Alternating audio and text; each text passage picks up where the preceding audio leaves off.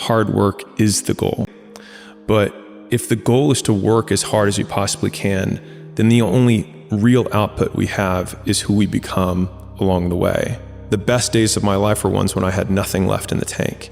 And so then the goal becomes to empty the tank, not where I drive, but just to drive the car as hard as I possibly can. So the reality of this is that it's usually 100 small things that make days, weeks, and months hard. And then you're reminded that this is what hard feels like.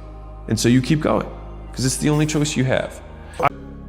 I think a hopeful message that anyone can think about who's in that hard period or in that start period is that it won't get harder. Like, this is the hardest part. And so if you can just make it through this, everything else is downhill. You become so much more equipped to slay them back. And in the beginning, it's just you with a stick against a bear. And arguably that fight is a harder fight to win than beating a dragon when you have a nuclear bomb and 6 nations behind you. And so it's not even like the size of the hardship, it's just also the resources and how few of them you have, and how so much of the beginning is literally burning the one thing you have, which is time. You don't have the money to pay other people to help you.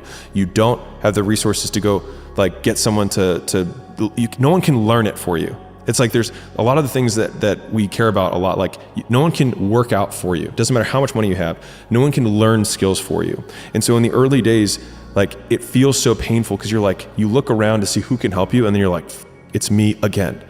The skills that you develop along the way, like Steve Jobs learning calligraphy that then became Apple fonts that transformed how we type.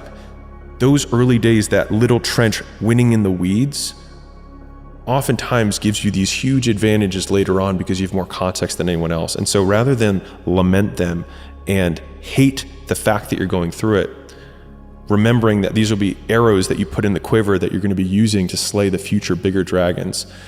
And so I think when you're on the start path, you can't look at the outcome as the only positive because you will never make it.